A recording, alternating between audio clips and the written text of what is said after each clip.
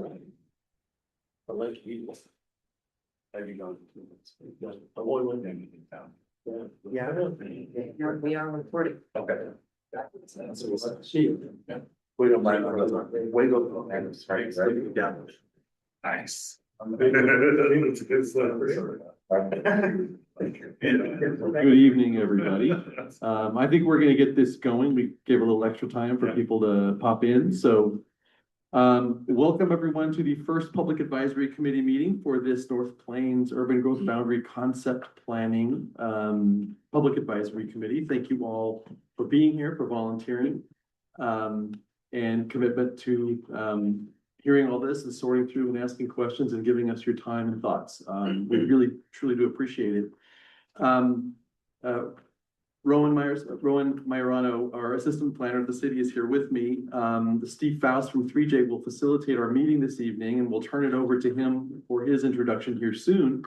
But what I would like to do is starting with Derek, actually, if you don't mind, just introduce yourself, name, and then if you wouldn't mind, just let us know what you love about North Plains, why you like being here. It kind of as an icebreaker type question, if you wouldn't mind. So we'll hand it over to you. That's great.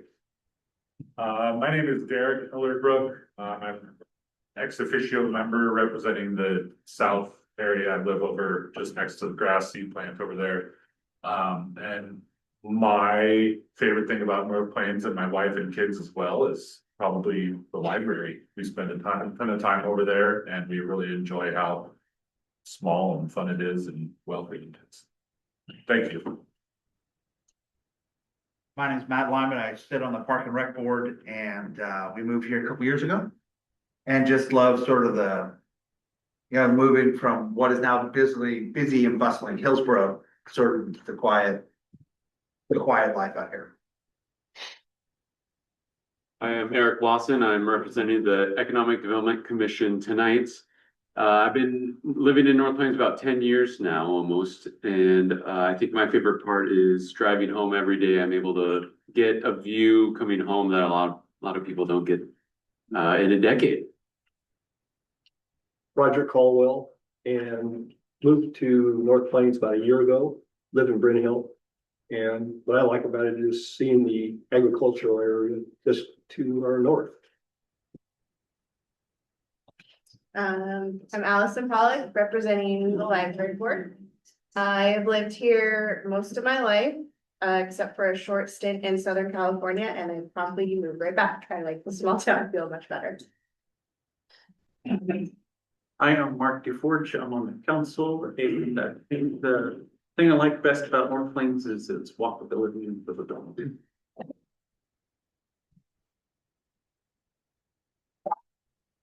Don Weber. I am representing the city council, a new person there. I've been in North Plains about 5 years, live in Sunset Ridge.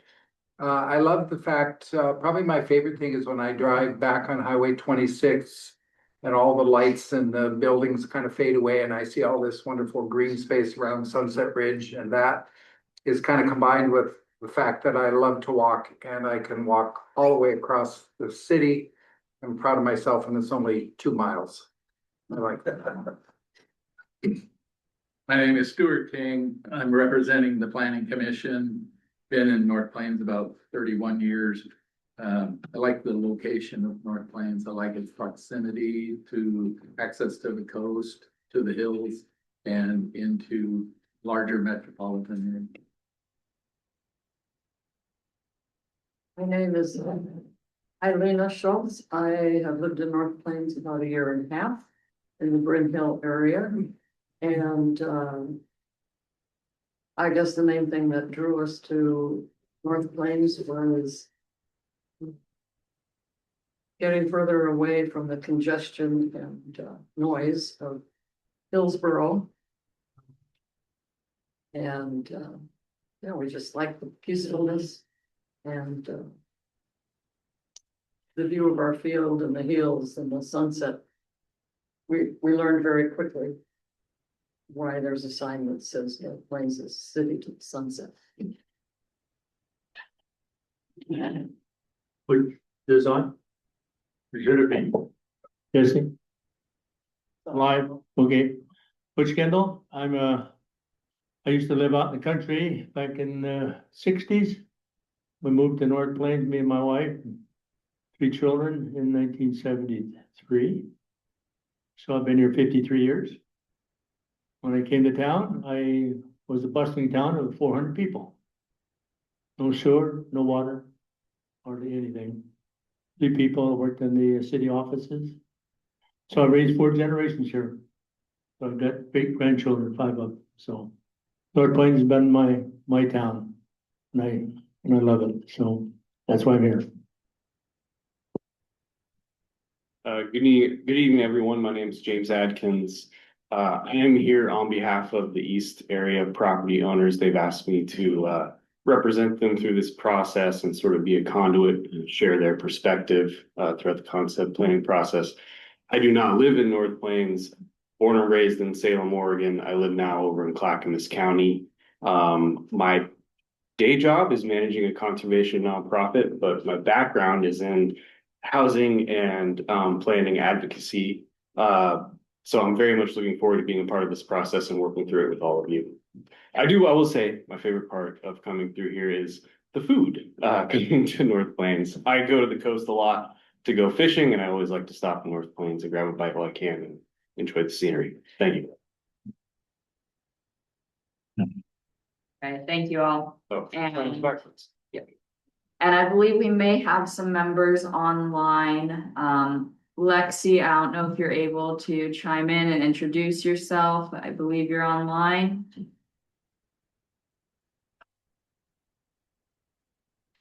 Maybe not. Okay. And so I think with that, I'm Rome Maiorano. I'm your assistant planner with the city. As Bill said, I've been here for about 2.5 years. I started as an AmeriCorps member, working on downtown, and then transitioned into land use planning here. My favorite thing about North Plains is the community, how compact and close together everybody is. I started off working a lot with all the community members, and it's been a special time to be here. So thank you all for engaging in this process. It's an important time in the project. Steve, I think I'll throw it over to you and your team for introductions now. Thanks, Rowan. Good evening, everyone. Before I get started on consultant team introductions, I'd like our agency representatives to introduce themselves. So maybe Glenn first and then Todd. Hey, thanks, Steve. Hi, my name is Glenn Bolin. I'm a planner with ODOT here in the Portland metropolitan area, and I'm involved in the grant funding for the project. Good evening, everyone. My name is Todd Borkowitz, and I'm with Washington County Land Use and Transportation. Yeah, we're partners in the growth boundary expansion process.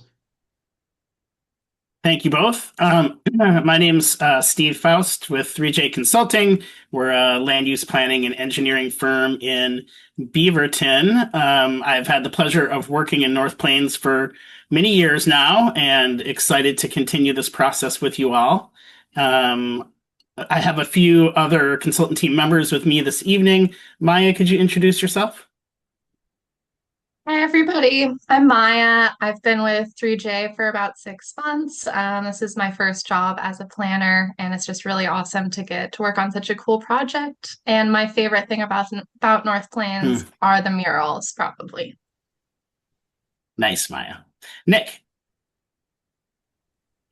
Hi, everyone. My name is Nick Gross. I'm a transportation planner with Kittleson and Associates. We're located in Portland. I've been working in North Plains for 5 or maybe closer to 10 years on everything from improved pedestrian crossings to transportation planning, all things interchange area planning, and work a lot with Glenn and Steve. My favorite thing about visiting North Plains, I believe it's still in operation, King Torta. Back to the food piece, I also enjoy cycling in North Plains. I'll pass it to Travis. Hi, thanks, Nick, and hello, everybody. Travis Chappelle, I'm the principal of Resilient Communities, urban designer. We are a urban design and planning firm focused on community resilience and livability. and taking on the sort of land use concept of the project. And I think my favorite North Plains thing is actually, it was mentioned before, but the proximity, the quietness and the proximity to all the trouble, the good trouble you want to get into. Thanks, Travis. Thanks, Nick. I skipped mine. I think my favorite thing about North Plains is all the great people that I've been able to work with. I think since 2016 is when I started my first project in North Plains. So I hope that this project brings more of the same.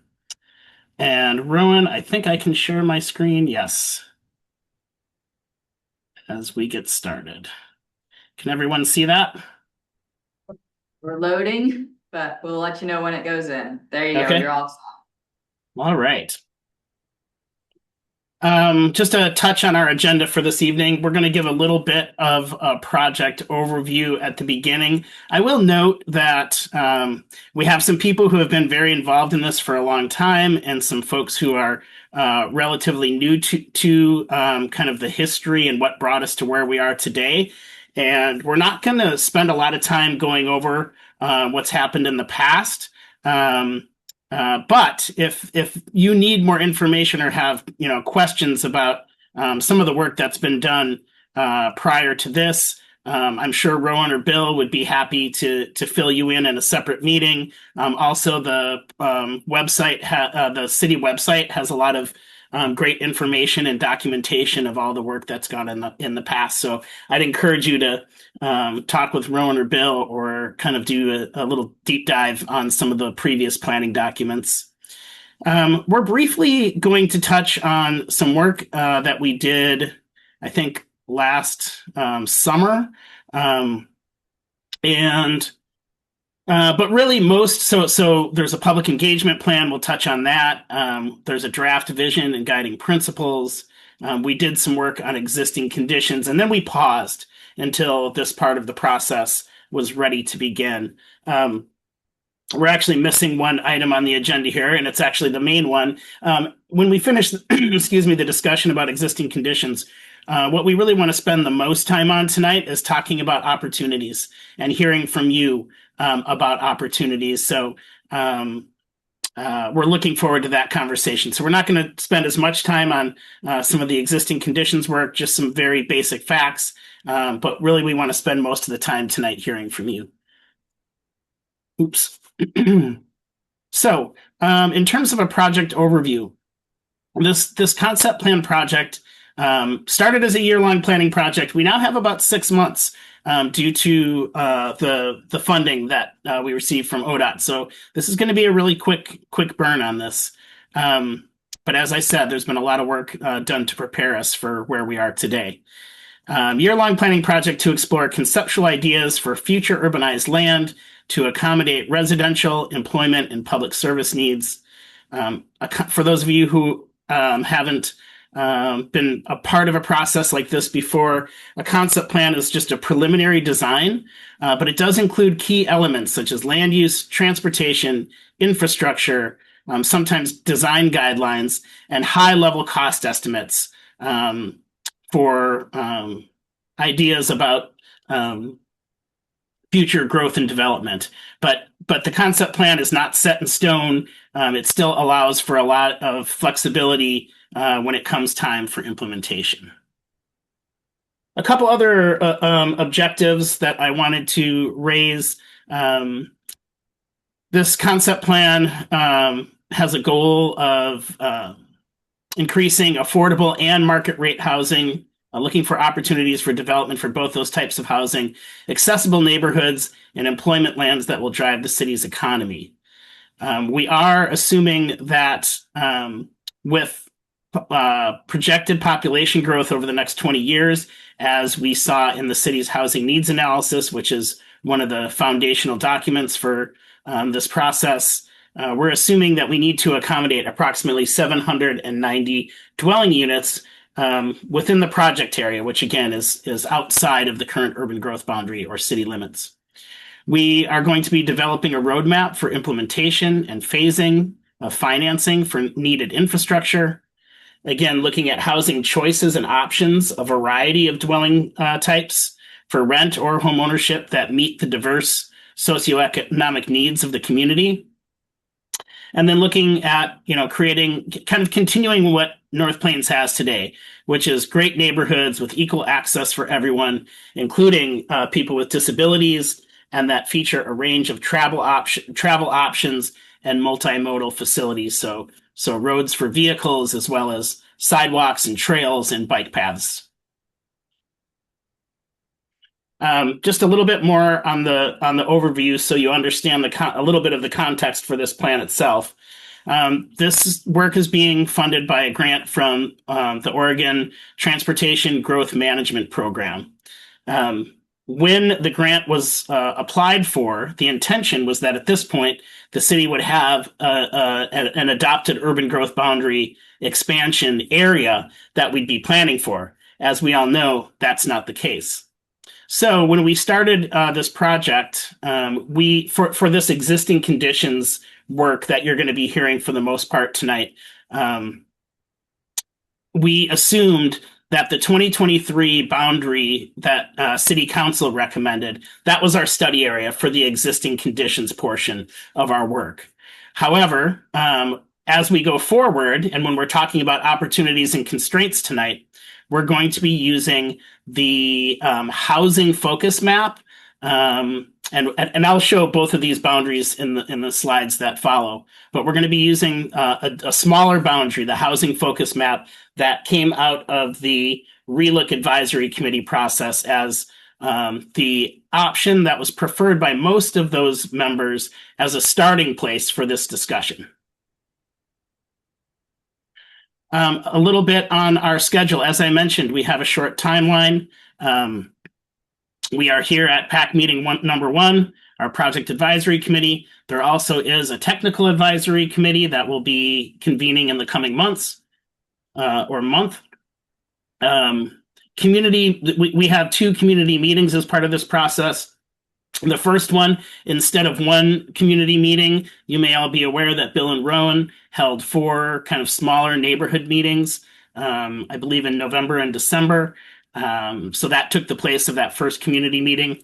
And then we're going to be briefing City Council and Planning Commission along the way. So we're in this existing conditions phase, and we're just about ready to move on to developing concept plan alternatives. When we do that, we'll bring those back to you for your review, back to the community, including a community survey. And then through that feedback, we will develop a preferred alternative for the draft concept plan, and then prepare the final concept plan by June 2026. All right, so I mentioned that we prepared a public engagement plan, and we have some objectives for what we want to accomplish through our community engagement, really ongoing community engagement that's been taking place over a long period of time. So we want to make sure we're informing the community with timely and accurate information. We're partnering with city and agency representatives to ensure that decision makers and regulators and partners are involved in the decision-making process. Educating community members about land use planning and this decision-making process. Consulting the community, and that's what I mentioned with that previous diagram, through a variety of stakeholder interviews, these project advisory committee meetings, our public meetings, online surveys. Make sure that folks have plenty of opportunity to receive information and comment. And then finally, we're doing our best to reach a diversity of stakeholders who reflect kind of the whole of North Plains greater community. As I mentioned, our public advisory committee, this group is going to meet 3 times. This is the first of 3 meetings. The technical advisory committee will also meet 3 times. We'll be doing 2 planning commission and city council briefings. We will be conducting some focus group meetings with some of the populations of North Plains that might be a little more difficult to reach. We'll be holding, as I mentioned, we were scoped for 2 community meetings. The first of those has been accomplished through the work of Bill and Rowan, but another one, we'll hold a second one once we have alternative concepts to share with the community. That will include a community survey for people who can't make those meetings in person. There's also a project webpage, which if you haven't seen it, I think it's pretty easy to search for on your web browser, but I'm sure Rowan can direct you to that page. And then to advertise the community meeting, we will prepare some materials for the city to do that outreach. The second thing we did was prepare a draft vision and guiding principles. By the way, Rowan and Bill, if there's any questions along the way, I can't really see the room, so you're going to be my eyes in the room. Thank you. So, Can I jump in? Steve, I want to follow the format of the meeting. Do we just participate, or is there going to be a session that you're setting Steve, aside? do you want to take questions as you go, or do you want to wait until the end of each section or until the end of your presentation? I think the end of each section makes sense. So if people have question about the project overview or community engagement, I'm happy to take those now. I'd like to chime in on project overview, if that's okay. Sure. So I don't know if you can see me, Steve, but I'm on the council, and I'm hoping to clarify that the committee is going to produce inputs for council choices and not limited to committee decisions. And I'm going to be concerned about financial risk, who pays if something doesn't work out, and when do choices become irreversible and council choices become limited? Yeah. As I mentioned, we are going to be developing project, costs associated with the concept plan, as well as we have one of our consultants not on the call tonight is an economic firm that's going to be helping with, if the city moves forward with this concept plan, what are the funding mechanisms available to the city, especially for needed public infrastructure. As part of this process, and I'd like Glenn or Bill to correct me if I'm wrong, but this process itself doesn't result in any decision making, or the city is not committed to doing anything as part of this process. Is that correct, Glenn or Bill? Yeah, we are, we're hoping to develop a plan that the city council wants to move forward. Obviously, well, not obviously, zoning and comprehensive plan amendments cannot be made outside of the city limits. So this will become a piece of work for the council to decide what to do with moving forward. And there's no city money on the hook for this. Thanks, Glenn. So whereas originally this grant was intended to result in the adoption of a plan for an urban growth boundary expansion, I think we've shifted a little bit to exploring what an urban growth boundary expansion might look like. And so at the end, the city will have a plan that they can choose to hopefully move forward with, but that'll be up to city council. So I hope that answers your question, Counselor. Thank you. Any other questions at this time? Okay, Steve, I think we're ready for the next section. Okay. Vision and guiding principles, building upon project objectives. It helps direct our planning and what we're trying to achieve and our outcomes, and are used to evaluate plan alternatives. And so we read a lot of existing documents looking for goals and policies that we could include when developing a vision and guiding principles. You can see those there, the 2035 vision statement, which actually I'll share in just a moment, the 2021 housing needs analysis, the 2022 economic opportunity analysis, the TGM grant application itself, and what we heard through the urban growth boundary relook process. So for those of you not familiar, this is the City of North Plains adopted comprehensive plan vision statement.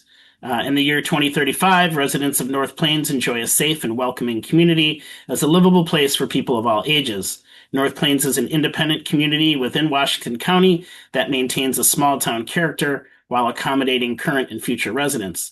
Citizen participation is strong, and community members can see the results of their involvement. Community gathering places and events form the heart of North Plains.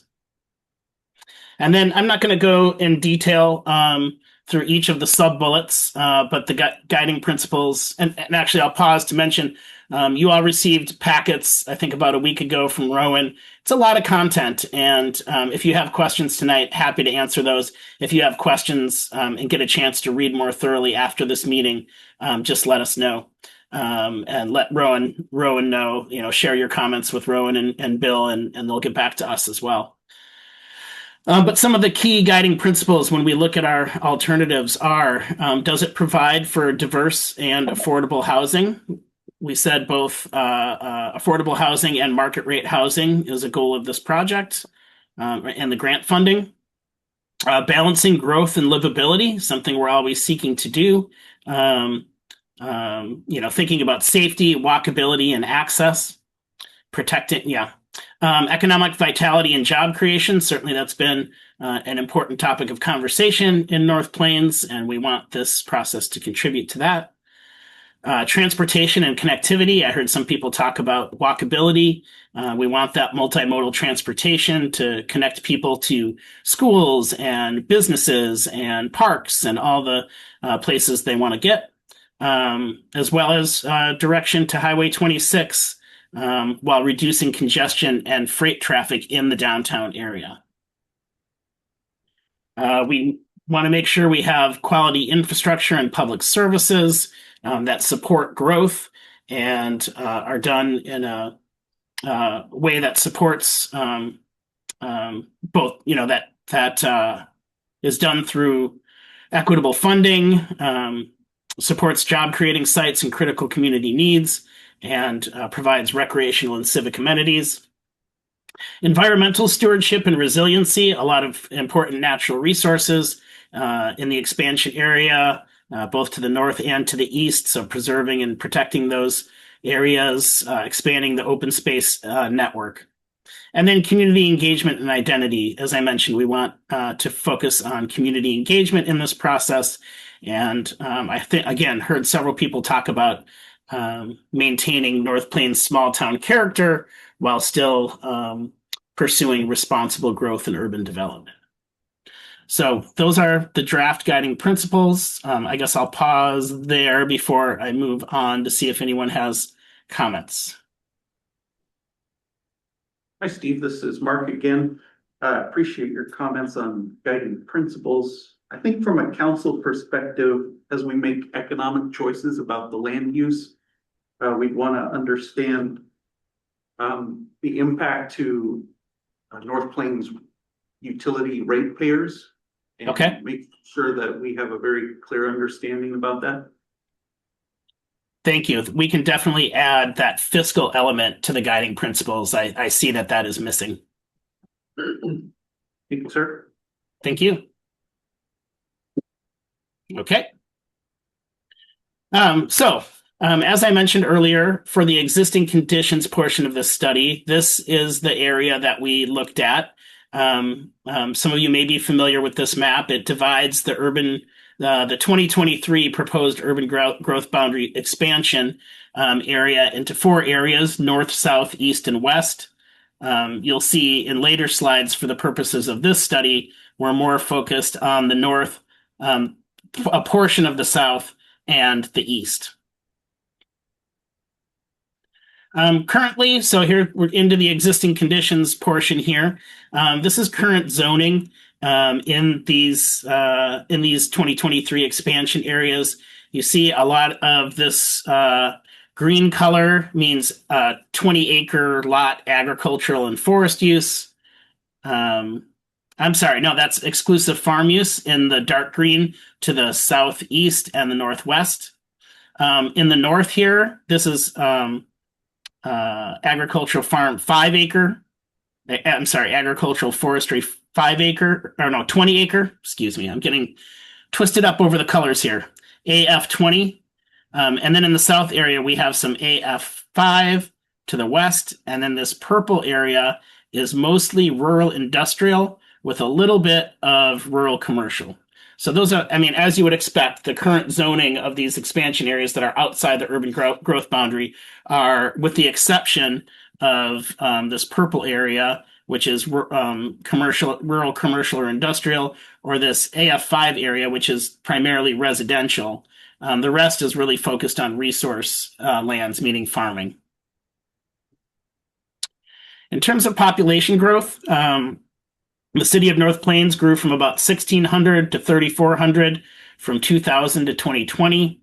The forecast, and I believe this number is from the housing needs analysis. I'm not sure about that, but is to increase quite a bit to closer to 6,000 residents over the next 20 years or so. In terms of employment lands, you all know employment lands are largely concentrated along major corridors: Commercial Street, Glencoe Road, West Union Road. Just a note that about 98% of residents work outside of the city. It's one of the things the city's been focused on, trying to rebalance that a bit, providing jobs in the city for people who live in the city. And the 2022 Economic Opportunities Analysis identified a need for up to 687 acres of employment land. Again, that up to, I want to emphasize the up to, because it's really up to the city as to how, if and how much they want to grow for employment purposes. In terms of housing need, the 2021 Housing Needs Analysis said the city needed about 1,350 housing units by 2040. With the Bryn Hill neighborhood and infill development in place, so some of that need is being accommodated within the current city. That results in about 790 units that are needed outside of the current urban growth boundary. When we translate that into acres, that's about 128 acres to accommodate those housing units, with 70% of them being single-family units and 30% of them being multifamily units. Excuse me. And then an additional 40 acres are needed for parks. So 168 acres for housing and parks, and then up to 687 acres for employment. I'm going to hand it over to Nick to talk a little bit about the next few transportation slides. Great. Thanks, Steve. Hi, everyone. Again, Nick Gross. So I am representing the transportation niche area and expertise on the consultant team.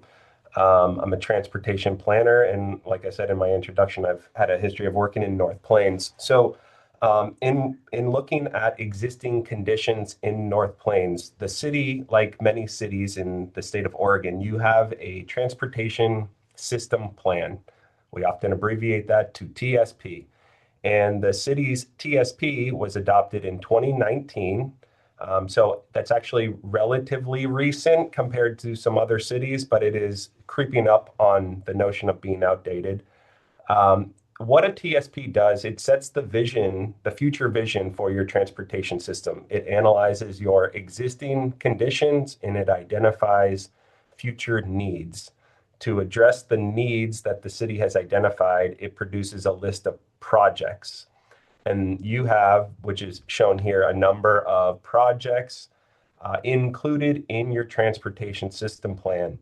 These are things like sidewalk infill, or the addition of bike paths, trails. Maybe it's a roadway improvement project. The big kind of but or if here is that the transportation system plan only identifies improvements within the existing city limits. So the areas that Steve just highlighted outside of the current city limits, outside of the urban growth boundary, the TSP does not provide new roads or any kinds of improvements, and that is part of kind of the high-level planning that we're going to be doing as part of this project. There are two other documents that are very relevant to planning for this project, and they are called interchange area management plans. There are two. There is the Jackson School Road Interchange Area Management Plan, and there is the Glencoe Road Interchange Area Management Plan. An interchange area management plan, often called an IAMP, again, we really like to abbreviate things. They're almost like a transportation system plan specifically for your interchange. And generally what they do, They look to keep traffic flowing safely between the freeway and local roads. They protect the function and capacity of an interchange as areas grow. They coordinate future development and road improvements with local land use plans like this, and guide policy, roadway design, and access management around the interchange. If we go to the next slide,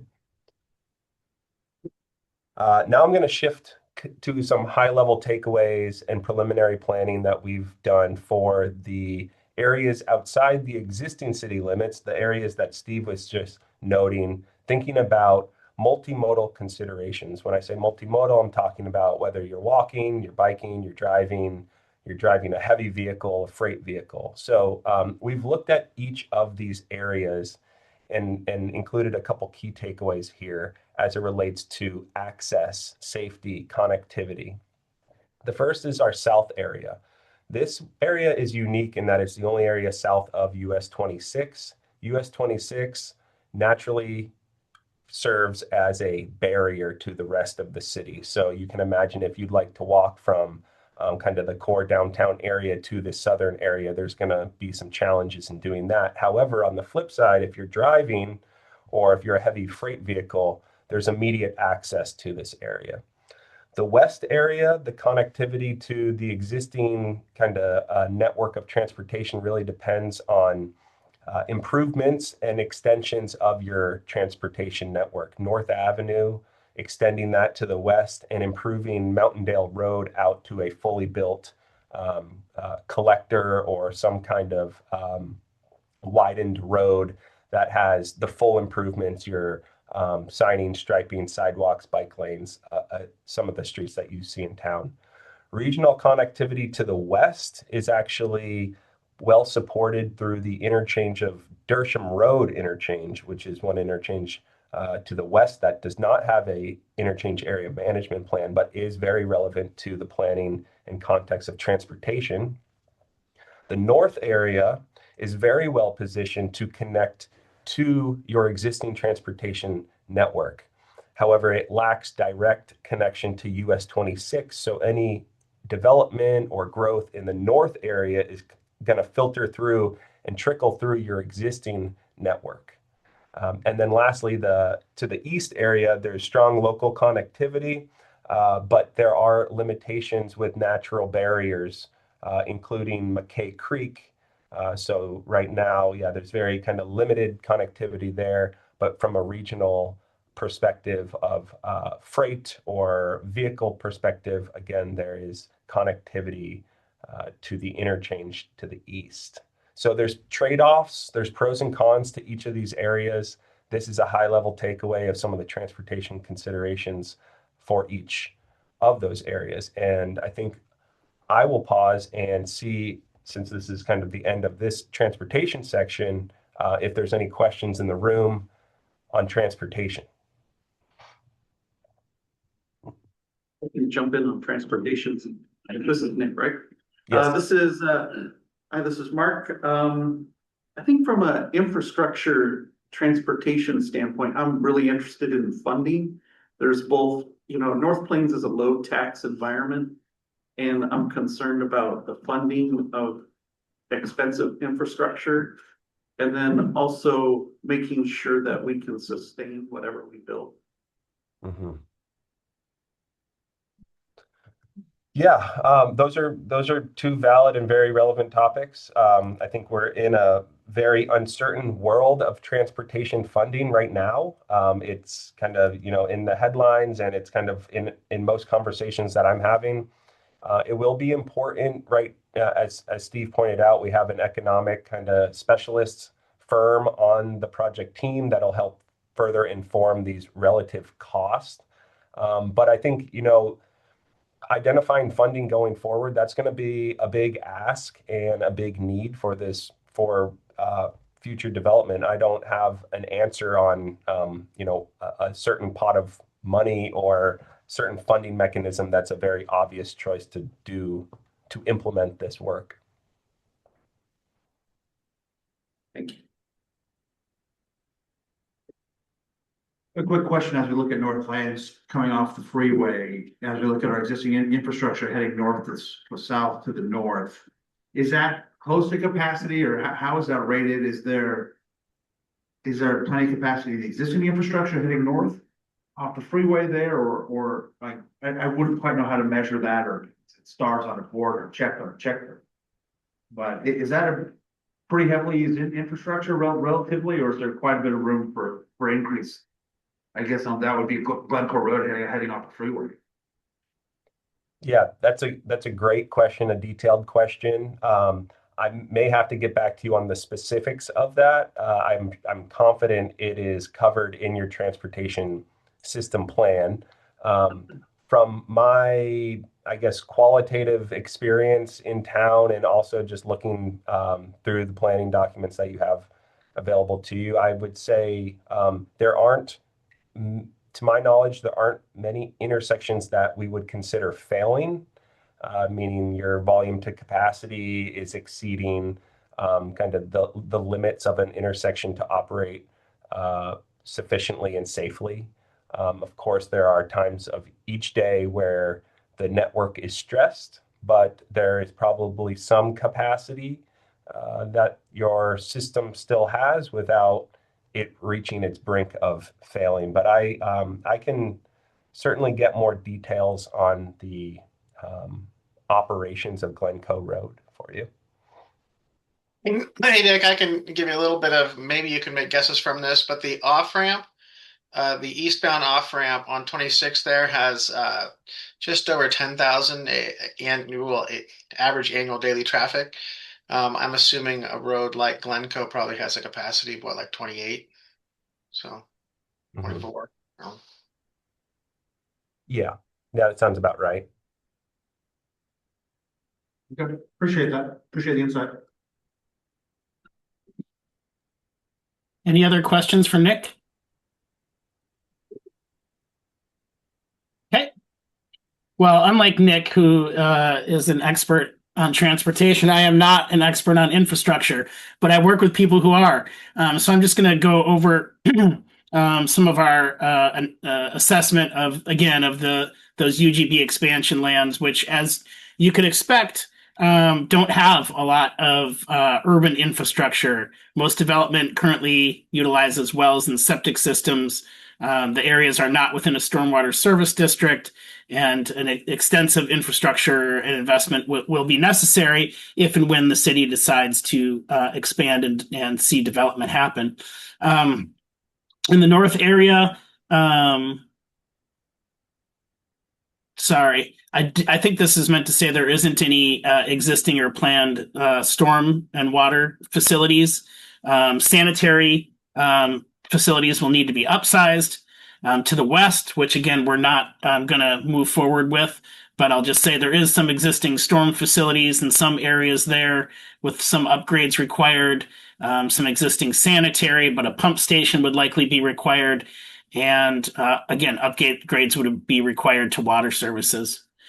To the south, there isn't any readily available sanitary or storm facilities, so mainline extensions will be required. There is existing water, but that will require the addition of a new, this said PRV earlier, I had to look it up, a pressure reducing valve to the JWC supply pipeline. And then the east area, there is existing sanitary, storm, and water facilities. There is a fire flow deficiency in the northeast portion that will require some upgrades. So as you would anticipate, not a lot of urban level infrastructure in those expansion areas. So in a second here, Travis is going to take us through a preliminary list of opportunities and constraints to help you start thinking about what opportunities you see in this expansion area. But I wanted to kind of recenter us on, this is the housing focus map that was preferred by most of the participants, not all, but most in the relook from the most members of the relook advisory committee in terms of a starting point for us to have this conversation. So this is the boundary that we are going to be using as we move forward. You can see in this, there was some preliminary thinking about where residential and employment uses and open space would go, but we're not beholden to those. It was more helpful in the exercise to determine how much land was needed. And so here is the boundary. The purple line here is the boundary that we are going to be working with as we develop land use and transportation alternatives. With that, I'm going to hand it over to you, Travis. I kind of move things around. I have the maps first and some of the bulleted ideas afterwards, but I can switch back and forth. Just let me know. Yeah, thanks, Steve. I think right now we can start with the bullets, and then as we open up the discussion, maybe we'll sort of pull through. So thank you. Well, thanks for being here with us today. Again, Travis Chappelle with Resilient Communities. And we're really kind of leading the charge behind the land use concepts. We really like to start with opportunities and constraints. This is kind of the launching pad of the conversation that's going to develop into these concepts, and we're going to go through a couple alternatives and refine those with you all. The great thing about it is like we've sort of taken a lay of the land with the existing conditions, identified a couple of things, kind of current successes, things that we think we can build upon, things that we can kind of unlock, something associated to the guiding principles and vision of the project. These will be further developed. They're abstract quite at the moment for the most part, although there are a couple components that identify like specific extensions of streets or things like that, but they're pretty high level at the moment. As we develop the concepts, you'll see them refine, and some things may be not continued forward, and sometimes we'll discover new opportunities, etc. And a lot of the conversation that we're going to facilitate just after going this list is really about what's missing, what are people excited about on the topics that we're going to cover of opportunities, like where have people seen successes and challenges before, in order to continue this work into the next stage. So with that, the opportunities themselves that we're seeing right now is really establish new parks to serve the existing and the new neighborhoods. There's a strong park system, especially with the recent sort of housing expansion, and a couple what we describe as like frameworks, how parks are interacting with the community and the existing and the expanded communities. And so we want to build on those and also make sure that the park networks feel like they're connected to the other, like the entirety of the cities, increase that walkability that I heard a couple folks kind of talk about earlier. On that, improving the pedestrian and bicycle infrastructure along the primary streets, again, kind of connecting these new neighborhoods, these new developed lands to downtown and then throughout each other. We want to build out a street network to optimize access to these expansions and then back to the city. And that includes even, this is one of the more specific things identified, the Pacific Street extension into one of those new developed lands. I will say not only is it about connecting it to the existing city and all the existing assets and making sort of one uniform growth, but also optimizing and laying out the street for economic success and also unlocking a lot of the other goals that are associated with just how you lay out land development. We want to facilitate safe routes to school. That has a lot to do with the physical facilities, but also how you organize a neighborhood so that people have a natural sort of wayfinding and gathering areas that are going to help lily pad all the way to school and safely back. Look into expanding transit services in these areas. That's not only about getting transit into the residential neighborhoods for folks who are traveling outside, but also serving and maybe even sharing facilities with the industrial areas so that people are able to commute and reduce impact on traffic coming into the community as these expanding manufacturing and industrial facilities come online. Also want to improve that north-south pedestrian and bicycle connectivity across Highway 26. That's quite a big lift. I don't think I've never met a person who really enjoys biking across a freeway bridge, but still improving that the best we can is really important for the community to feel cohesive. Steve, you want to know the next slide? Thank you. Explore green building techniques and land development techniques kind of along McKay Creek and the riparian corridors to really support, again, some of the sustainable and resiliency focused priorities. It's also just good sense to not necessarily fight nature and sort of look at it to help solution to meet those goals. there is a lot of flooding and exposure along that creek, and we want to make sure to be very sensible, both in the sense of protecting that asset, using it into making access to the community, because it also really contributes to folks' well-being and overall health, while also exploring into opportunities to really optimize how land can come together as a function, and knowing, like, you know, if flooding happens, work with our natural solution, look at opportunities to create greater open space by creating accessible open space that's floodable. It sort of takes on these other components versus something that we're trying to, again, sort of constrain and overly control. Looking to understand and embrace the regional gateway, giving a sense of identity that feels right at that arrival moment off the highway.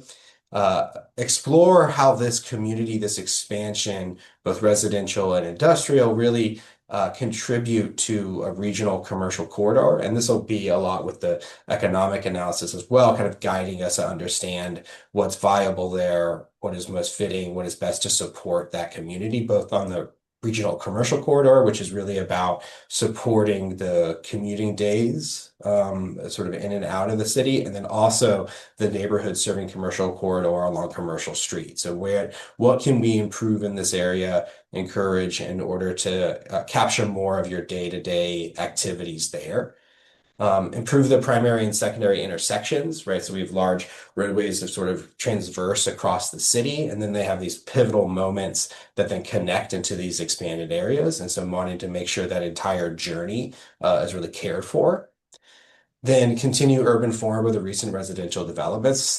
This is really quite important that as things grow, they don't feel like there's a harsh transition between them, and things that are being successful in one neighborhood extend that success into others.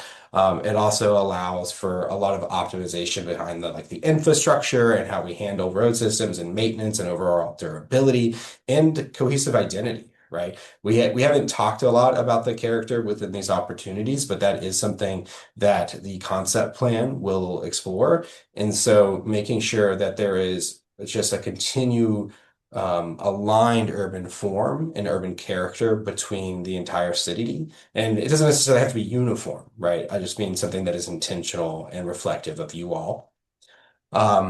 Situate the North Industrial Development, or the new industrial development, with convenient access to Highway 26. This is first and foremost about reducing the impact into the city itself, into the community. It also aligns with some other just needed goals, such as not putting housing next to the highway for noise concerns, air quality, et cetera. And so finding the right way to position the open space, pathways, everything that's going to actually be the most beneficial, the sort of optimized benefit for the community. And I think the use of green building is a repeat on the slide. So I think we're going to move over to constraints.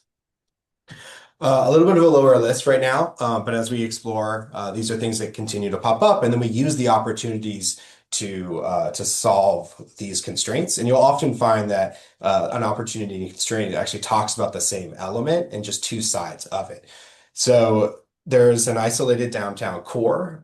That's meaning about really referring to the recent growth and where we see this growth happening in the city, and the isolation of those communities, those growth areas to the existing downtown core. And so when we talk about improved walkability, improved streetscape access, et cetera, that's in order to mitigate that constraint.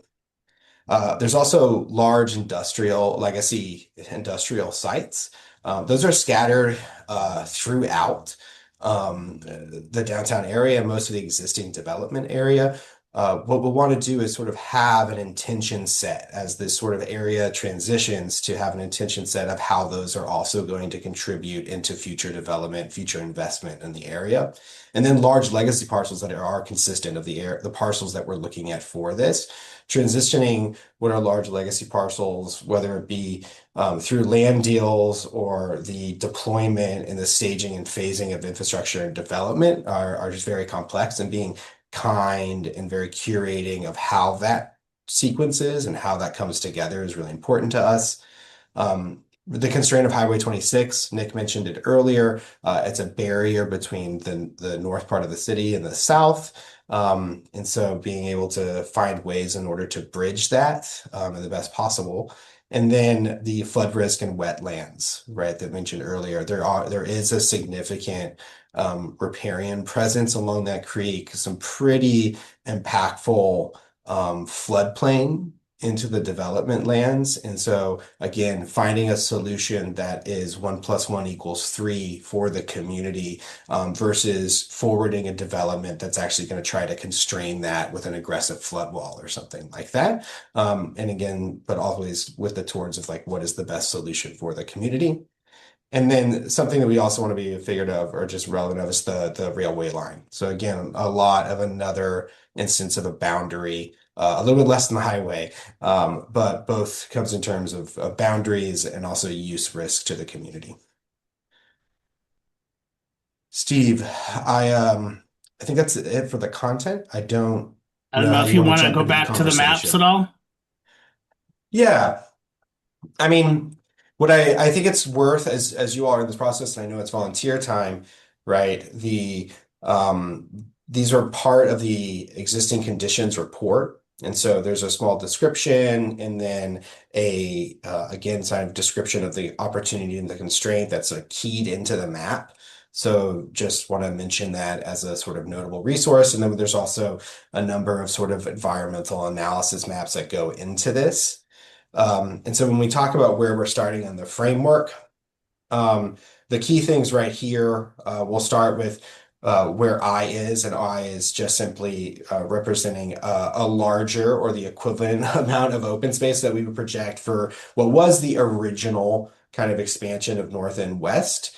It's not placed in any form that is design, similar to a lot of the color bubbles that you've seen today. The intent is actually saying, well, we have a water element here, right? And so in order to steward the land development correctly, that we're going to want to situate that open space most likely around that. And then again, talk about how it's going to integrate into the existing open space framework, which there's a lovely linear park, and I'd love to hear. I think it's on Yorkshire. Like that's one armature that could easily expand into this new area. And so again, we want to know the sort of what's working well in these park spaces for you all currently. So yeah. Sorry about that. Oh, you're good. Can you go back to the north real quick? Yep. Yeah. So there's the interface of that. And as we kind of implied, this where F is, you see where we're hoping to expand that residential, and then the key elements of finding corridors where we want to connect to Commercial Street and the rest of the existing downtown framework, and those key intersections that we talked about, where those will become sort of like the shaking hands between a lot of these things, and where we do see improvements already in place that it's helping make that connection. If you want to pop down to the next map now. So very similar things, right? So we see a large open space that's anchored along the creek, a roadway connection facilitating from the Commercial Street into this new neighborhood, all the way reaching into what the sort of a recent development towards the east. This one gets a little tricky and abstract because what we do know is like we want to most likely anchor and grow off the existing residential, where that buffer between industrial and residential is not established, and is something to have a really intentional conversation with, especially to you all, about how much you want to integrate, where it feels almost like a natural walk to get to some of these types of workplaces, but like that aligns to a lot of the sort of in-towning of jobs. Or, how do we set up the proper street networks? And I suspect, by the way, the answer is going to be a little bit of both. But how do we place streets and other types of buffers so that there is, again, space for this quality of life that you all have celebrated and are loved to contain and continue? I think the only one that we've not really mentioned directly, and Steve and Nick, you'll have to correct me, if things have sort of changed, but this extension of Pacific Street into will be a key kind of component of how, we have this very, what I would say is like detached connectivity of the existing neighborhood into. And then once we start talking about connectivity into a town that can form a loop versus one single track, the character and why you build and where you place things and how you interact with your urban environment changes. So we'll just want to be really, really smart about that. Thanks, Travis. Yeah, that's definitely an aspirational project that both provides east-west connectivity, redundancy, as well as, I believe, water redundancy. Great. Well, that is really it for our presentation, and now we want to shift to more of our, hearing from all of you. I'm going to go back, I think, to this map for now because it shows our study area. More than anything, we want to hear what you think are opportunities that we should be aware of and be thinking about. But we also, do want to hear about those constraints and are available to answer questions. But I don't know, Bill and Rowan, if we have hands up from folks who want to speak. We also could kind of go around the table and have each person kind of talk a little bit about what they see as opportunities and what might be any questions or concerns that they might have. Okay, everybody in the room, do I have anybody who wants to kick us off? Well, Counselor? Don Weber. I am a resident of Sunset Ridge. On the map, we're currently surrounded by mostly green space. The projected growth would take away almost all that green space. So on a practical level, we had a meeting at Sunset Ridge. I'm outside a lot. I've talked to the people in my neighborhood. I would say it's probably 95% against the growth around us. It's actually, especially the large buildings, the housing has less anxiety. I attended also the early meetings, and at the early meetings, we talked about basically being a bedroom community is bad. You don't want to be a bedroom community. The implication was you can't be one. And I guess on a practical level, like when I talk to the people of Sunset Ridge, can we decide North Plains wants to be a bedroom community? Now, the way I've approached that discussion with them is at some point there may be a need. We're going to need some finances, perhaps some sort of levy. So we talked about as an option. I said, okay, let me give you an example. Would you support a $25 a month levy? They said, I think I would. It looks to me when I do the numbers, that would generate maybe $500,000 a year for the city of North Plains as a discussion. So what I would like to ask you, if you could prepare for the next meeting, unless you already have it, that's an example of how we could get $500,000. Probably the most negative energy I pick up in our city and in my neighborhood relates to the giant big buildings. And the example of that, the brand new one, the ASLM building on West Union is a brand new building. And that would be the perfect example. It's a 10-acre project, big building. If you could produce for us next meeting, what is the income to the city per year from that building? And then, of course, we can figure out the per acre income. Because basically the challenge I would put back to you is, I know a $25 levy, if the citizens approve it, gets us 500,000. How many of those type of large buildings do I need to get the same amount? 500,000. Like I said, when I talk to the people around North Plains, very few of them they don't like the looks of it. They don't like that building. They don't feel like the workers don't come here. They don't live in North Plains. They don't shop in North Plains. So what's the value of that building? I think potentially the value is the income. So if you could just produce that for us, I think that would be very helpful. Just kind of a financial analysis per acre, how much can we expect if we start to bring in this industrial growth? And like I said, I think the ASLM is a good example because it's brand new, it's gonna be more valuable, so. Thanks, Is Counselor. that a reasonable request? I'll give an answer and then Bill might want to follow up with what I have to say. Regarding your first comment about levies and things of that nature, that's really not within the purview of this project. What we're trying to do is explore what an urban growth boundary expansion might bring and what that might look like for the city of North Plains. So that doesn't really fall within our purview.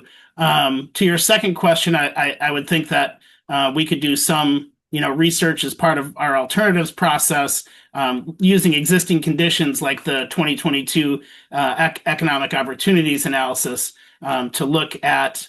And I know Bill has done, work and research on what employment lands bring to a community. So I think we can provide some information there. Bill, did you have anything?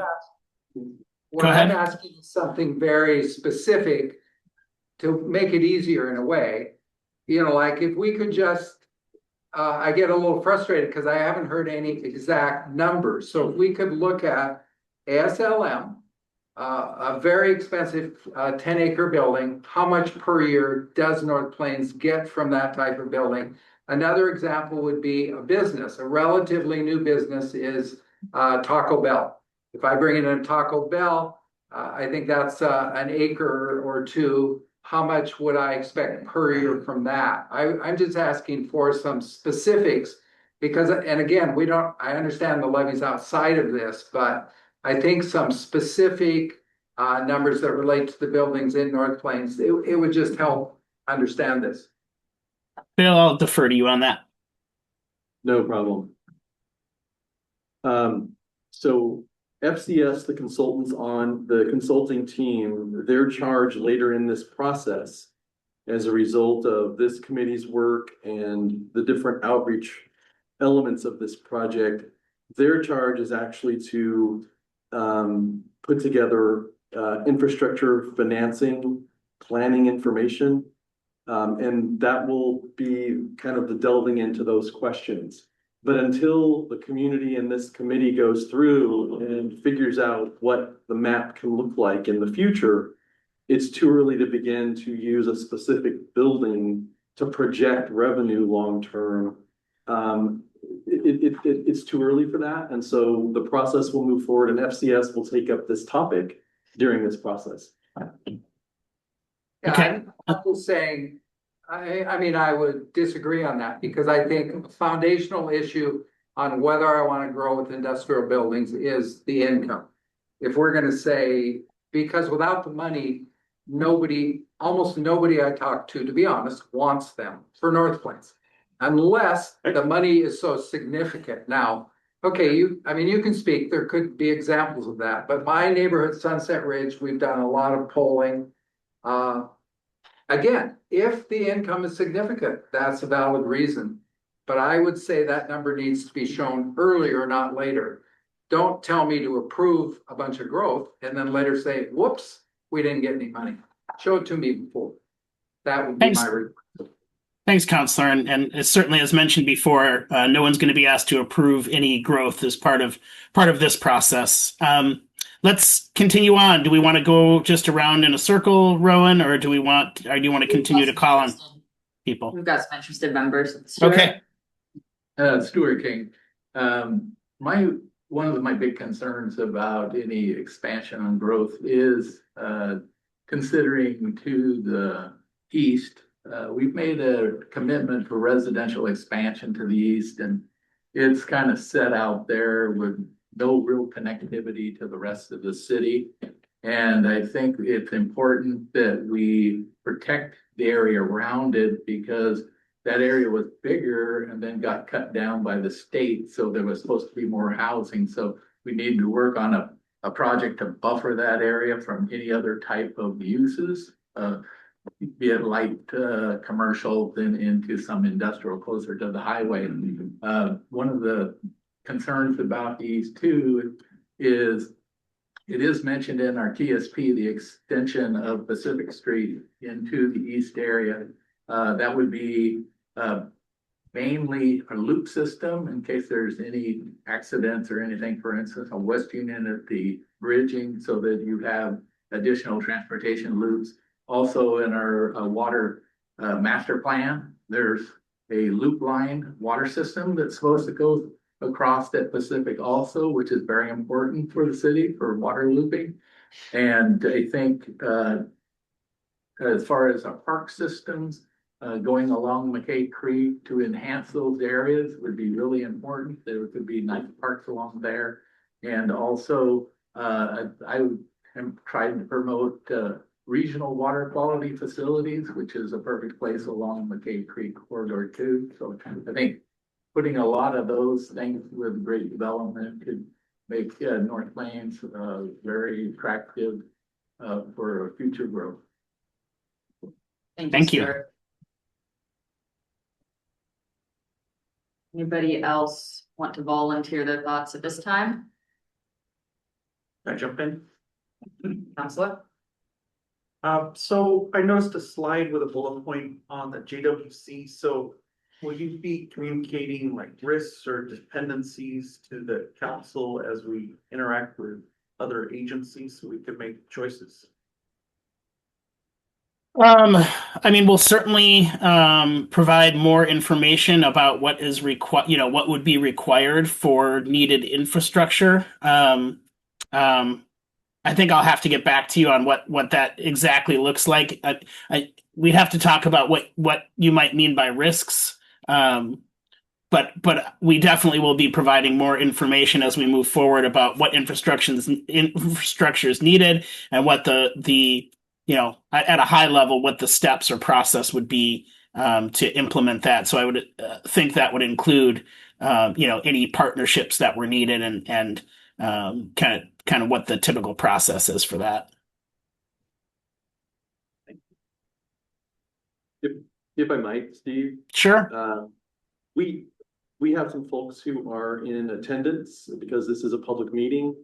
And as is our tradition, at the end, after the proceedings of this meeting, if the public who are attending have comments or want to say something, we welcome that. But we would just say, for folks visiting and not part of the committee or ex officio members, we would ask that you wait until the end and we'll let you know. So thank you for your patience.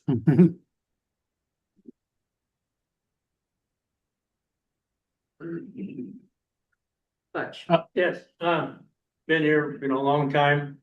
So the first development was Sunset Ridge. They came out here.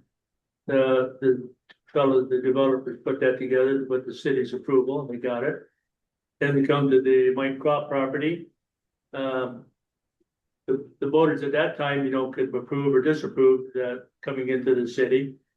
Well, finally the state decided that you couldn't do that. The city can't, people in the city can't not let anybody come in. So that got taken care of. Now we've done this one when I was sitting on city council, we put this 800 proposal together and everybody knows how that turned out. But anyway, this is our first time that the city has actually put together something on our own. Most of the time it's been developers.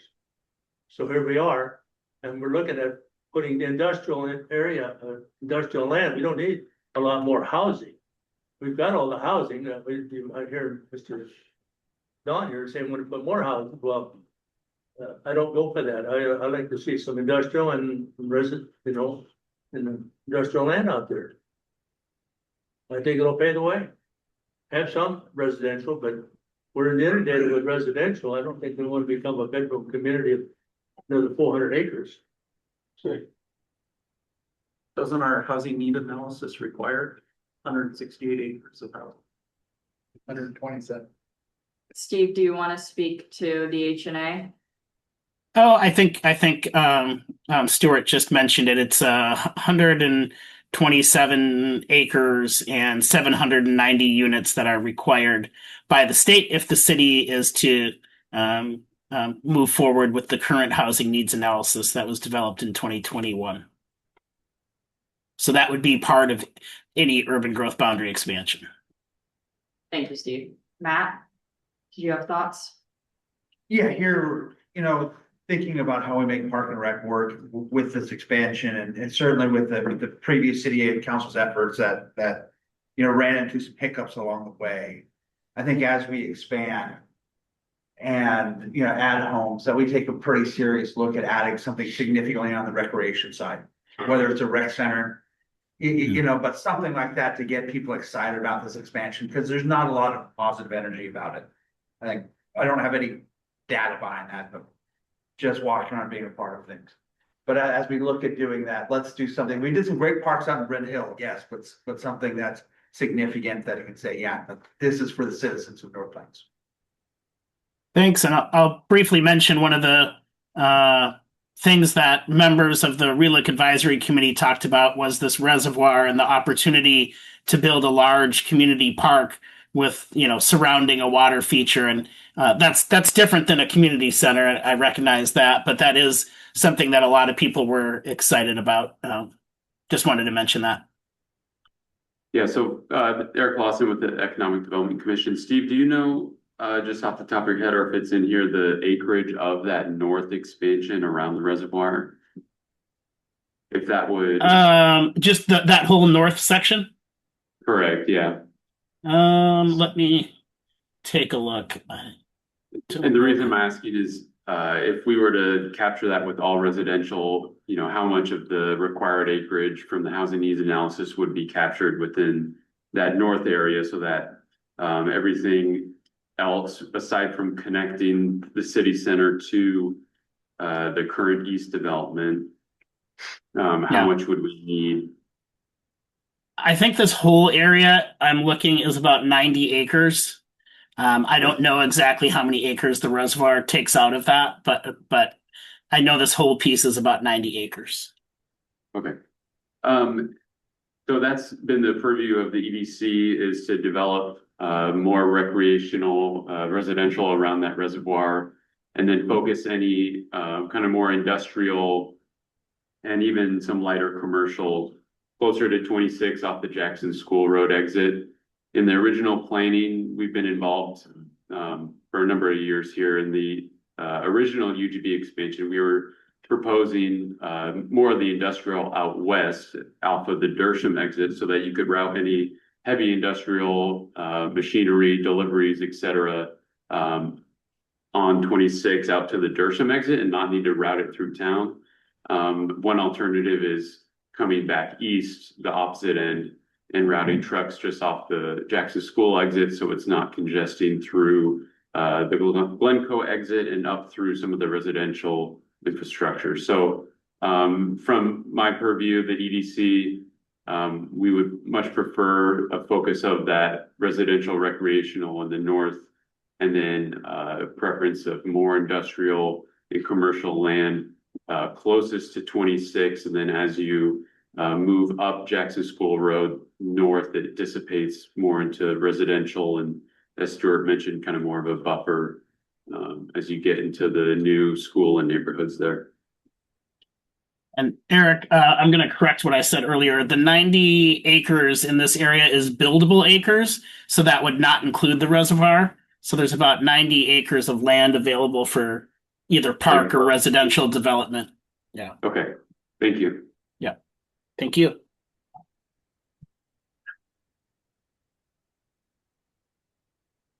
Okay. For everyone in the room, I'm going to pick on you a little bit now and ask for a little bit of thought from everybody, starting with Daniel. You can pass if you want, but it'd be good to hear from. Straight out, but I've lived here a long time, lifetime resident of the area, 30-something years here in town. I'm coming in here very open-minded into looking at this. Recreation is definitely a big piece of this.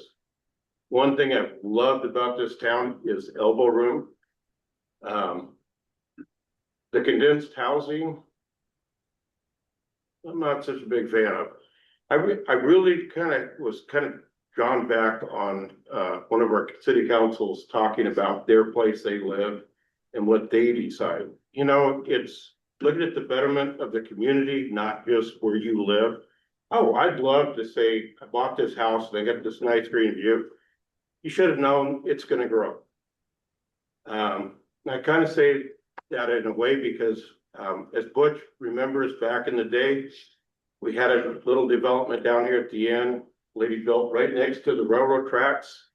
And the trestle was burned out for 20 years. Train didn't come through town. Oh, can't go across the trestle, it's not there. And the minute the train came, got a big deal going up in here and complained about the train coming through town. When I look at that east side in 96, we looked at this as a bigger deal. ODOT did a big transportation study. That east part over there was designed to be part of our growth. That was what it was set aside for. On the west side, ODOT came out of that plan with, that's where North Plains can grow more of an industrial area. They built an overpass on Dersham to handle that kind of traffic.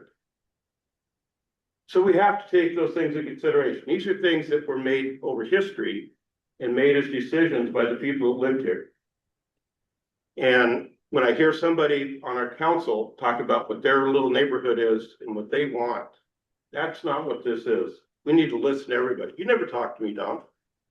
You said everybody in North Plains you talked to. I never talked to me. You've never talked to my neighbors because you have your little cycle. So open your ears up and start listening to people who have lived here a long time and have been through this stuff. And I'm coming in here very open-minded to listen and come up with a good plan for when I'm gone. My kids that live here, they have bought here, they do live here. That we leave aside the history that I moved here and my family's history that loves this place. There's farms, there's a city, and we need a little bit of a mix of commercial, because commercial doesn't crowd up our streets with a bunch of traffic coming out at 8 o'clock in the morning to go to work. And I remember Forest Grove was going through this stuff in 97 and 98. They shut the door to industrial growth and commercial growth, and they about killed the city of Forest Grove. Their downtown businesses were moving out because everybody didn't work. Nobody was there during the day. You remember some of those things coming in here through Metro and some of the other stuff. They killed Forest Grove. And they have been backpedaling and trying to gain a little bit of commercial, a little bit of industrial, so that the town survives. And if we don't take this seriously and look at it from history, as well as the little spot that just moved out here about 6 years ago, and say, well, that's what they want. What do we want as citizens of North Plains that have lived here a long time? And the new people that have moved in here, they're great. I love meeting them. They're great people. And yeah, we'd love to have that same view we had. But you know, I have railroad tracks behind my house. I knew the train was going to come through there. And when the lady started trying to get people going against the railroad, take the railroad out of town, it was like a lot of us stood up and said, hey, I bought a house. Tracks are back there. I bet a train runs through there at some point. That's reality. And that train has, the only reason North Plains exists because the train came through town. Glencoe died, North Plains survived. And that is the reality of history. So I like the history pieces. And Butch, you have so much of this stuff. You went to school here. Yeah. And when I hear people that just come in here and say, this is what I want because it's where I live. Learn the history. There's a lot of it here. Lynn Reservoir. How many of you know the history of Lynn Reservoir? The Jacksons are buried just south of or north of there. And that is a family that homesteaded here. You know, and having it in a red park and part of that history, keep that history alive. It was native. There was Glencoe had a grist mill, had all kinds of stuff. The old town's still there. How many have ever been walked through that town of Glencoe and know what the buildings are? Know who lives there? Handful. And yet that is a focal point for recreational area. There's a blacksmith shop there that has not been touched since Walter started. His stuff is still on the bench. He was working on the day he died. The old Pythian Hall, right next to it. Most people don't know that. The Pythian Hall's downtown. That's the new hall. So I want to have that history preserved. And that's Thanks. typically recreational deals. If you look at old towns where they've developed around those things, they highlight those as parks. Yeah. A little bit of commercial, a little bit industrial. I don't want to see nothing but houses out here. Thanks, Daniel. Appreciate you bringing that history to the table. I do want to make sure as we continue to go around and hear from everybody that we have enough time for public comment as well before we wrap up. So let's try to go about 2 to 3 minutes per person. Thanks. Roger, do you have any comments? I'm one of the newbies and I love the area. And I agree with what he was saying. I think we need to keep an open mind as we go through this and figure out what makes the most amount of sense for our little community here. So. Thanks. Allison? Yeah, I'm here representing the library board, but I'm also a teacher in the Hillsborough School District. And as I grew up and I went to North Plains Elementary, the original, and I currently attend a lot of district trainings at the new Quality Ridge School, which is beautiful. But I noticed that there's a lot of district meetings there because there's so many empty classrooms. And so I just hope that at some point we can kind of factor in housing or how it would work out. There's a lot of new houses going in North Avenue, and they're going to be in the boundary for the original North Plains Elementary. And I can speak firsthand the impact of class size. And I just think it's important that we factor in the opportunity to use that beautiful new building and keep our small town with small class sizes. Thank you, Allison.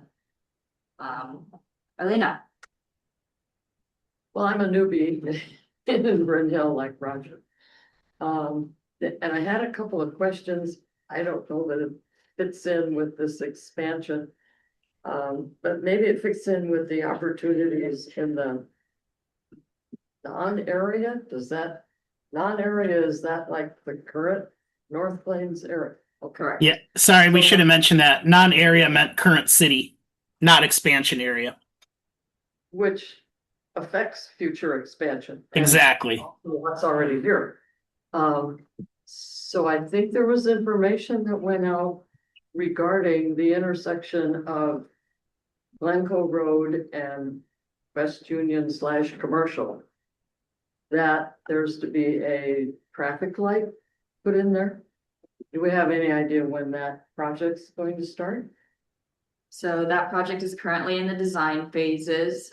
They've actually just recently begun working with me on the land use side. I believe they're expecting to start to finish construction sometime in later 2027.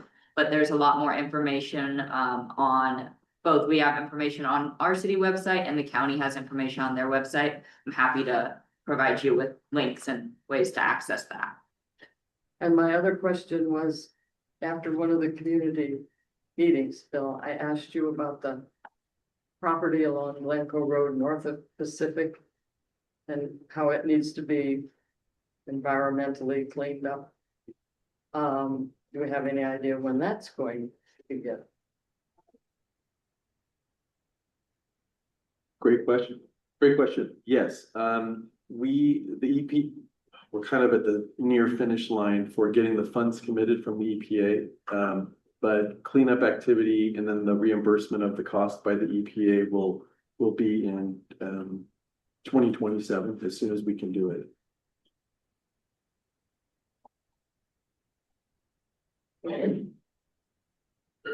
James? Oh, yeah. So I guess just the thought that I wanted to share is I had the opportunity to attend 3 out of the 4 community meetings that Bill and Rowan held leading up to this. And it was very informative. They spent a lot of times laying out the situation for the city of North Plains financially and kind of why this process needs to succeed. What I heard was, yes, the taxes are very low in this area, and most of the funding for the city comes from the water user fee. But that, I think in 2 years may become insolvent. And then the city is gonna be in dire straits, which I don't think anybody wants at this point. And then they laid out all of the possibilities that we're gonna talk about as a group here, how to prevent that from happening. And there is a lot of options, a lot of pathways that we can all come to looking at this balanced approach for the future of the city of North Plains. And it got me thinking about a story for a city that I live nearby called Damascus. Anyone know about Damascus? Well, they incorporated in 2004 because they were concerned about growth in the lands around them, and then decided to disincorporate because they were not interested in raising taxes or fees or anything like that. Or having a government. They liked being part of unincorporated Clackamas County. So in 2020, they actually disincorporated, which I think is the city in the state of Oregon who's ever done that. I invite you all to go visit Damascus right now and see what's happening when you say, we don't want to do it. We don't want to change. We want to keep things kind of the way we are. The city of Happy Valley is about to swallow. If you go out to 224, head out to Mount Hood. I just came back ice fishing on Monday and I was driving back in the dark. The lights are just coming right at them. And it's, I think that would have been preventable. The quality of life may have been different for the people of Damascus. So I just wanted to share that little story and say that's kind of how I view this process and what it is. Thank you, James. Derek? I think I'm gonna pass here just to observe. I've been participant in this thing since before anybody really got involved in it. It's really just an overload of information. I guess maybe I'm not gonna pass. I think I kind of echo what Don's saying. I'm a CPA by trade, and so looking for the fiscal impact of all this and how it will grow the city in a healthy, maintainable fashion. But other than that, I'm a non-voting member or whatever, so I'm just kind of here to watch and see that. Thank you. And then Todd, I know you're online. Is there any perspective you want to add from the county? No, I don't think that I really have any perspective. We're mostly just interested in hearing kind of feedback that people have. And, as folks might know, the county also, at the time that after North Plains eventually approves the North Plains urban growth boundary expansion, the county will need to do the same. And so we'll just follow along in that process afterwards. But Thank you. Steve, I think that's back to you. Glenn, anything you wanted to add as long as we gave Todd equal opportunity? No, I think this is a great conversation. I just get to technical stuff about where turn barriers are and things like that. Okay. If it's back to me, let's open it up to our members of the public to see if we have any public comment. I know Lisa patiently has been waiting, so please go ahead. Yeah, certainly. Thanks for all the time and energy that you've clearly put into what you presented today so far. My family and I moved here this summer, and we're residents of the Sunset Ridge neighborhood. Probably just maybe, I don't know, 3 houses away from the planned employment area that you had below on the other slide that was in blue. And I just wanted to say we're pro growth and also pro quality of life for the residents. And I really liked what I heard in the December meeting around green spaces as much as possible next to the residential areas. And so I just wanted to kind of put in a plug for, if we could make that space that's immediately adjacent to the neighborhood, something like, community gardens, where people could kind of sign up for plots. Something like maybe some big fields for either sports or for people to get event permits and hold sport and or just kind of things where you need a larger green space. I think particularly that would help you attract some of the Nike crowd. I worked there for a number of years, and they're all about making sport a daily habit. And then I liked what I heard about berms also. So if there's community gardens kind of right next to the residences, and then you go out a ways, and then there's a large berm that would separate kind of us from whatever wound up going in that employment area, I think that would be looked on favorably. And one of our favorite things is just walking around in our neighborhood and walking from where we are up to Glencoe and some of the businesses up there. And so trails are always welcome, right? Winding trails of some sort through there, even if it's through what are eventually, kind of industrial space over there, I think would be really great. And yeah, I think that's the main thing. And then noise would be just the other kind of consideration from a traffic perspective. I was happy to see you had drawn the proposed arterial road a bit away from the houses. So thanks for that. My husband and I moved from basically the corner of West Union and 185th. And so some of that traffic, right, increased significantly over the last decade. And I know that as the city grows, we'll face increasing traffic there. So just helping with that noise abatement is great. Great. Thank you very much. And thanks for joining us tonight. Anyone else? I don't know if there's anyone in the room there, Ron, but anyone else online or in the room that wants to give public comment? That last caller is interested. We have room on the park board right now. Nice. Good plug. Steve, could I chime in with another thought? Sure. So it sounds like there's a lot of uncertainty, and I guess what I'm hoping for a council perspective is that we don't limit future council choices, and we present as many meaningful alternatives as we can so that we can make informed choices. Thanks. And let me, as we get, go ahead. I'm sorry, let me just add that I think that should be one of the guiding principles of the project. Okay.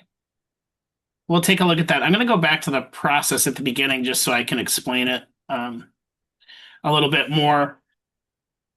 We are, somewhat limited by our scope and budget in terms of how many alternatives we prepare. That is the next step in this process, to take what Bill and Rowan heard at the community meetings, to take what we hear from you, to take what we hear from our technical advisory committee and our stakeholder focus groups, and develop some alternatives. Three alternatives is what our scope says, I believe.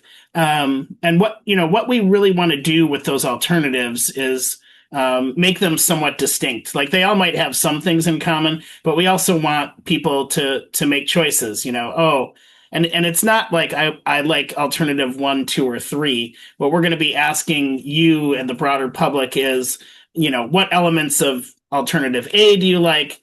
What don't you like? What elements do you like and don't like about B? What elements do you like and not like about C? With that information, what we'll do is prepare the preferred alternative. Now, those original alternatives don't go away. The city has that information if they ever want to go back and look at some of the options we presented in that stage. But based on what we hear from folks, we want to develop that preferred alternative. And of course, that's what allows us to answer some of, at a high level, some of the questions we've been hearing about, what infrastructure would be needed to do that? What would the costs be? What might the funding sources be? And really get into a more detailed conversation about what that would look like. And I think answers to those questions is what a lot of people have been looking for. That will help ultimately the city make a decision about its future. So that's what we have ahead in terms of timeline. And I hope that at least in part responded to your comment, Counselor, about, how we approach the alternatives process and what that will look like going forward. Thank you, Steve. Maybe just a follow-up. So as you, Bill, Rowan, consider all the information you've received and you're developing your preferred choice, does the council weigh in before those choices are made, or does that happen and then we're presented with a choice? I think here's how that would operate. So we'd get the information back from the community. We would, to the best of our ability, say, we heard from the community that they like these elements of A, these elements of B, these elements of C. Let's do our best to kind of bring those elements together into a new preferred alternative. And then we'll bring that back to the advisory, to this committee, back to the TAC, and to a city council briefing and say, is this it? Did we respond appropriately to what we heard from you all and from the community? And hopefully, if we didn't get it exactly right, we're pretty close and can make some final adjustments before we wrap up in June. And then again, the city will have this this concept plan that says this is what future growth could look like, and here's the implications, some of the implications of that future growth, and now this is a tool you can use to make some decisions. So I guess the short answer would be City Council will certainly be weighing in, but so will this committee.